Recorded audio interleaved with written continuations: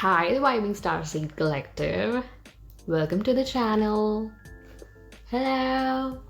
Hope you guys doing fine. So I'll be talking about detachment today. So let us start with verse 10 of chapter 4 of Bhagavad Gita.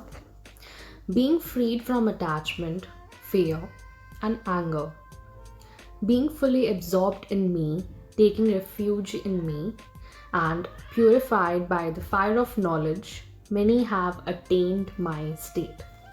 So Lord Krishna is telling Arjuna about achieving an eternal state, achieving the higher self in oneself.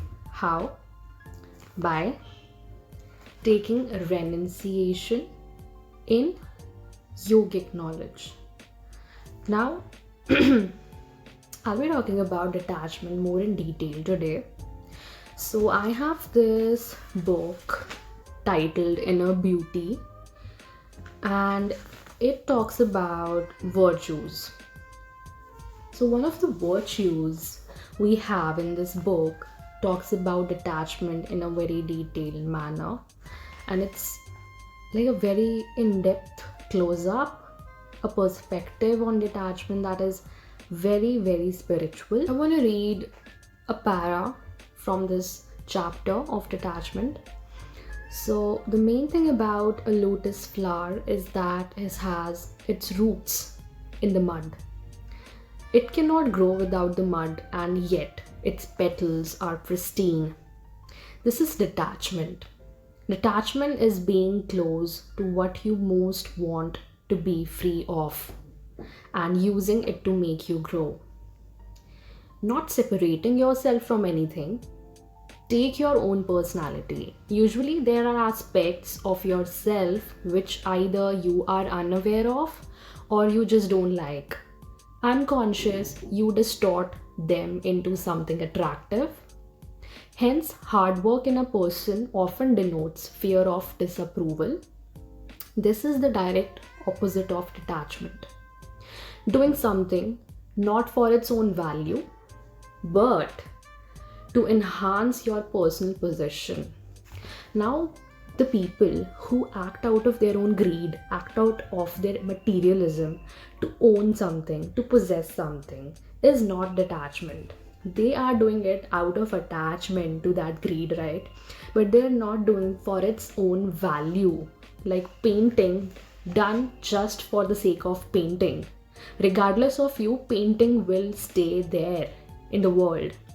There are going to be painters who will do painting, who will carry out painting out of their own passion, regardless of their possession, to own that painting of theirs. Painters do not go about like, oh, this is my painting, see, oh, this is my painting, see.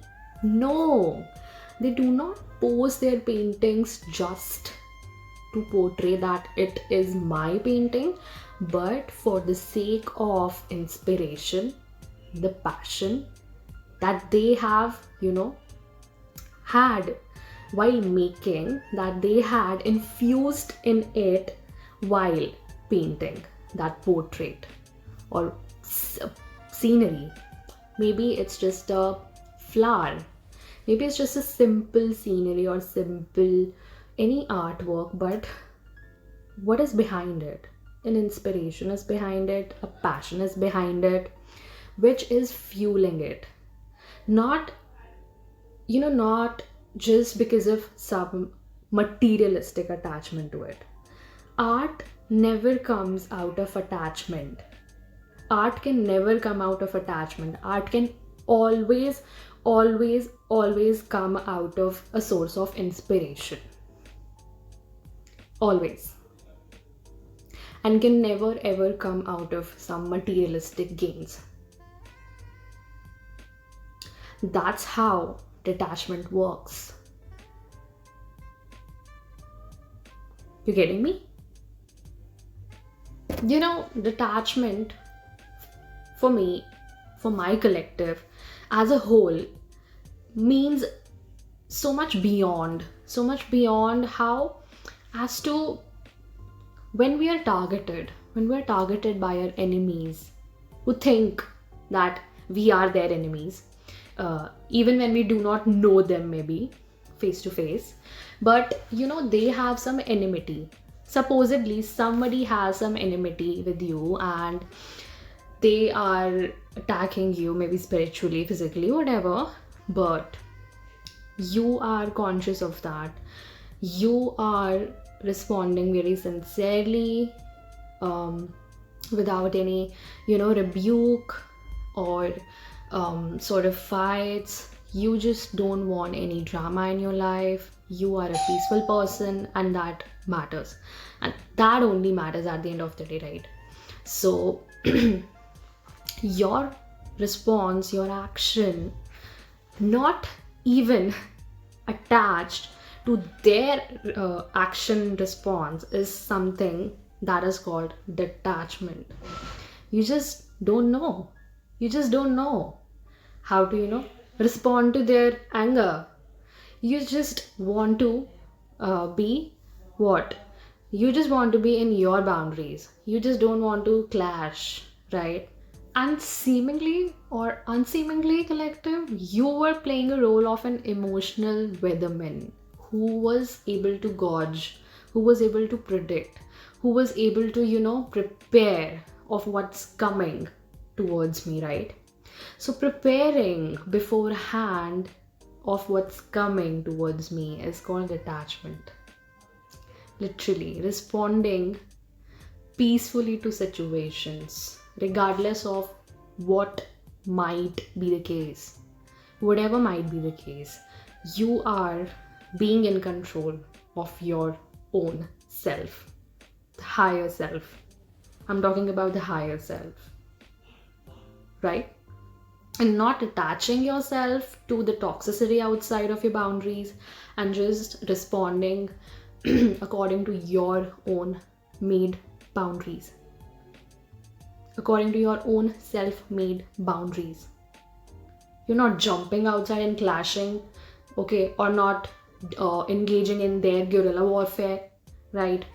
Even if you feel so much targeted, that why I am being targeted out of nowhere, literally out of nowhere.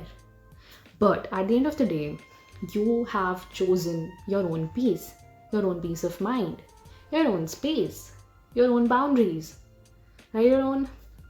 Your own contentment of heart, soul.